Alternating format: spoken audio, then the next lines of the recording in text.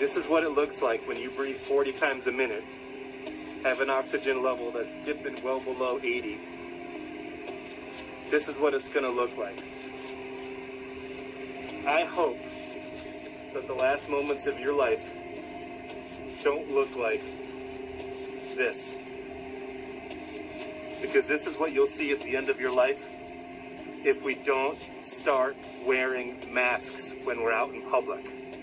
When we don't practice social distancing. When we don't wash our hands frequently. Because I promise you, this will be what you see. I promise you, this is what your mother or your father or your children, when they get COVID disease, will see at the end of their life. This is serious. I beg you, please practice the precautions to reduce transmission of COVID disease so that we can effectively prevent disease for you and your loved ones.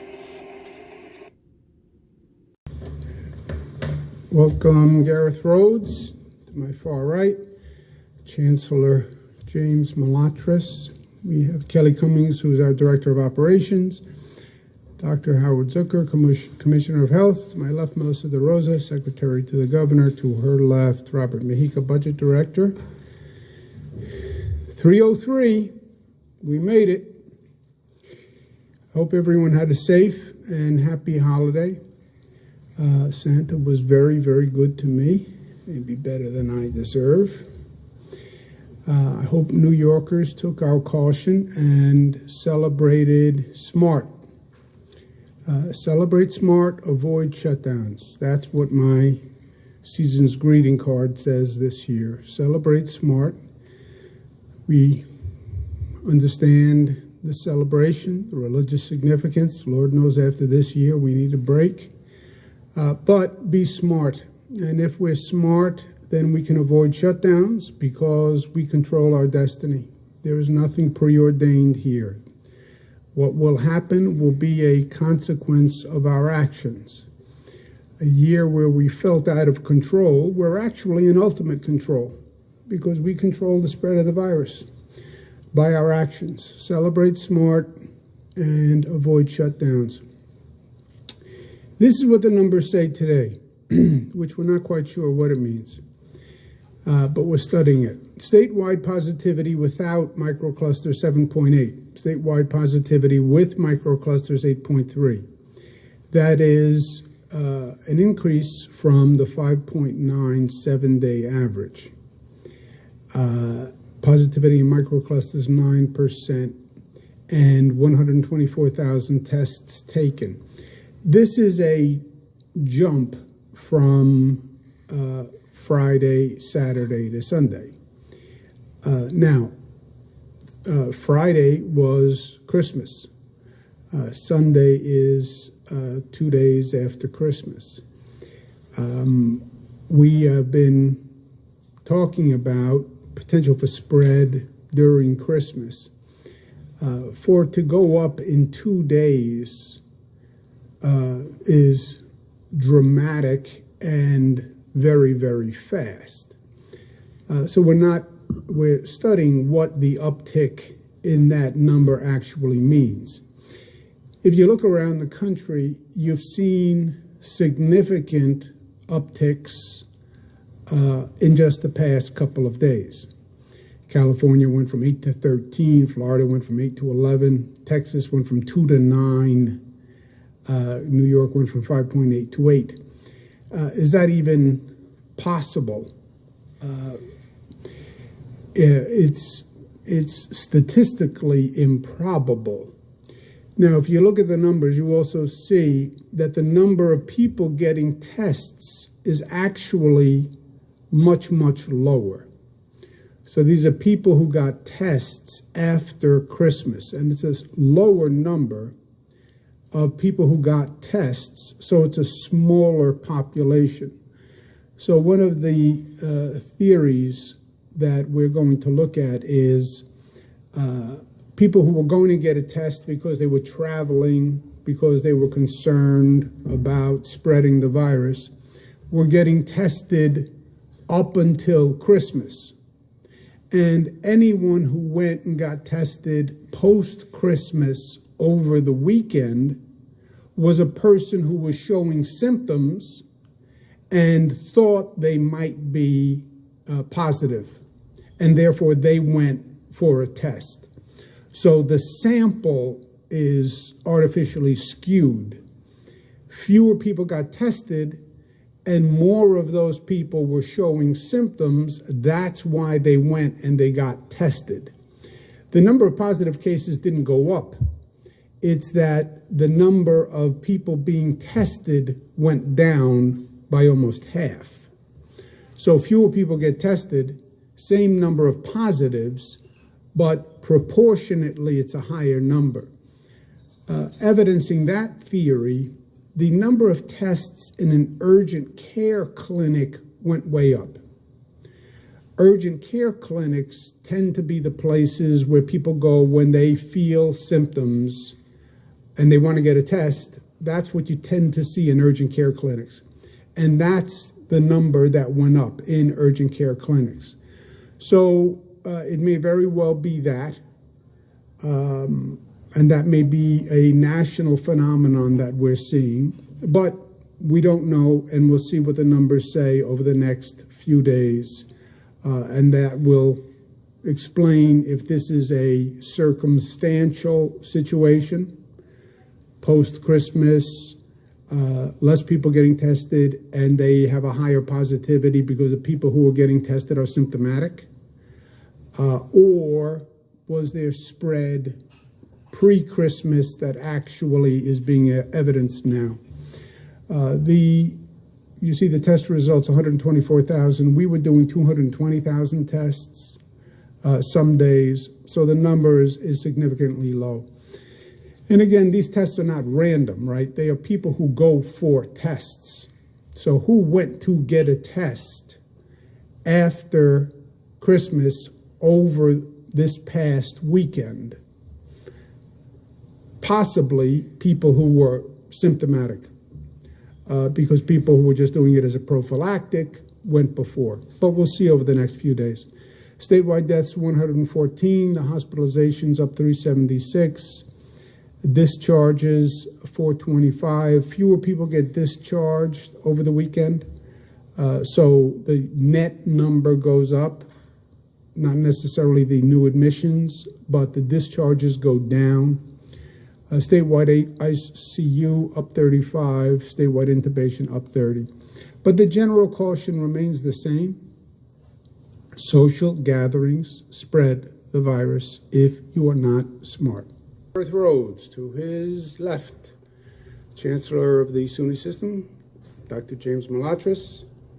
Beth Garvey, Special Counsel. Dr. Howard Zucker, to my left. Melissa DeRosa, Secretary of the Governor. To her left, Robert Mujica, Budget Director. Day 305. 2020 is coming to an end. I say amen. Not fast enough. But we are going to create a new 2021. 2021 is going to be literally what we make of it. We're coming out of probably the most traumatic year that we've had in decades. I believe a transformative, traumatic year. And we will see in 2021 what it changes us into. And the future is very much a blank page. And you're going to have cities and states and regions all across the world trying to learn from 2020 and create a new reality in 2021. And that's going to be the challenge for New Yorkers, and we are up to it. One of the first points we're going to start with in 2021 is we can't keep the economy closed until the vaccine hits critical mass. If you listen to what they say, they in quotes, first it was about 70% of the population has to be vaccinated to hit critical mass. Some people say it's as high as 90%, but whatever, 70 to 90, that is a very large percentage of the population.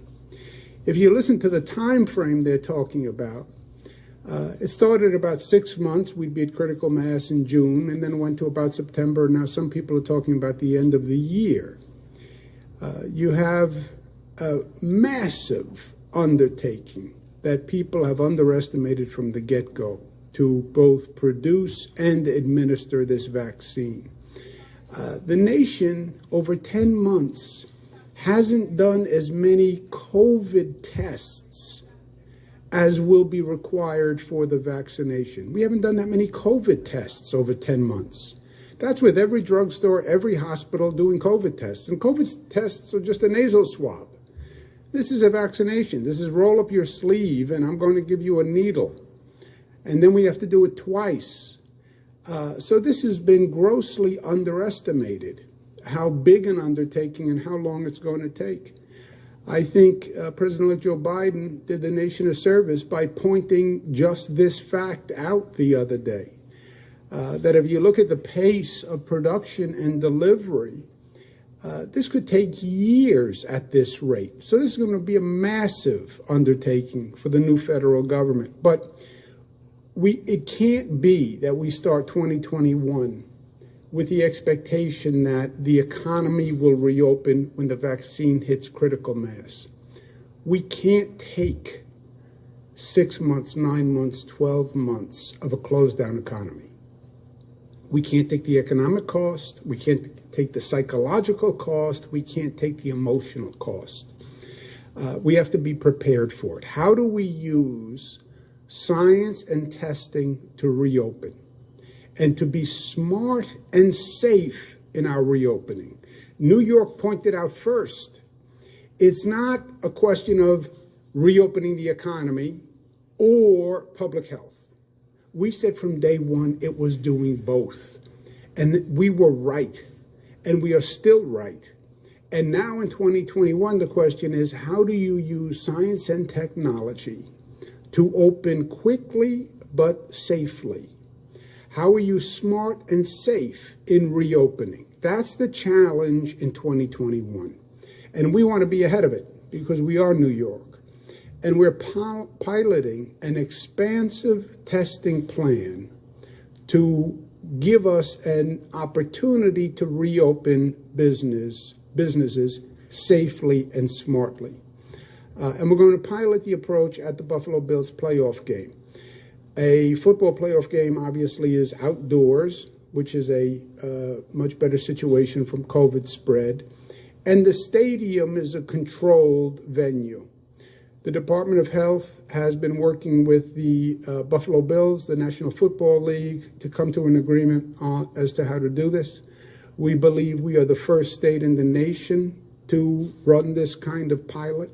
We think it can be very instructive to us going forward because, as I said, the premise is we're going to have to find a way to reopen businesses smartly and safely. The agreement with the Department of Health, State of New York, Buffalo Bills, will allow fans at the first playoff game that the Buffalo Bills are going to play. The agreement is for 6,700 fans. There'll be socially distanced, masks required, but every fan will be tested before the game. Obviously, if they test positive for the virus, they won't be attending the game, and they'll get the treatment that they need. And then post-game, there'll be contact tracing, so we'll find out exactly what happened, was there any spread at the game, etc. Again, this is a pilot to find ways where we can smartly and safely reopen businesses. The partnership that put this together, I thank them all. Department of Health, State of New York, BioReference is the laboratory that's doing all the tests. The Buffalo Bills have been very cooperative and helpful, and we thank them all. Again, the Department of Health will then monitor the day of the game and monitor post-game contact tracing afterwards. For all the Bills fans, please, everyone, take these measures seriously. We have made progress on the COVID virus over the past few weeks. The numbers are down. We want to keep them down. People don't have to be malicious to spread the virus. Most of the viral spread is from people who didn't even know they had the virus. So I understand the mood. I feel the mood, the excitement about the Buffalo Bills. It's been a long time, and they have captured a certain energy and charisma that is infectious. But we have to be smart, not just at the stadium. You have to be smart when you're at home. You have to be smart if you're at a party. You have to be smart if you're at an event. We really have to take this seriously. We don't want the fact that the Bills are in the playoff to wind up being a negative in terms of COVID, right? So no tailgating, no mass gatherings. That's not what we want to see. And it's not good for Buffalo. It's not good for Western New York. It's the last thing that the Bills want to see. So let's just be smart. Two people have worked on this very hard is Commissioner Zucker, Dr. Howard Zucker, and the Budget Director, Robert Mujica. That picture of Commissioner Zucker is when he was saying, and for you, Governor, we have a needle this big. That's what the commissioner was saying. And Robert Mujica has a slightly dour look on his face. That was after the state deficit report, saying that we have a $15 billion deficit, and that's why he doesn't look happy and peppy. But with that, let me turn it over to Dr. Zucker for some comments on the agreement, and then we're going to...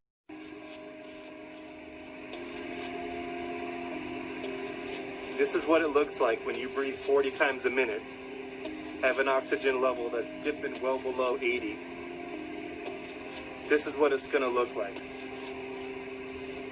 I hope that the last moments of your life don't look like this. Because this is what you'll see at the end of your life if we don't start wearing masks when we're out in public. When we don't practice social distancing. When we don't wash our hands frequently. Because I promise you, this will be what you see. I promise you, this is what your mother or your father or your children, when they get COVID disease, will see at the end of their life. This is serious. I beg you, please practice the precautions to reduce transmission of COVID disease so that we can effectively prevent disease for you and your loved ones.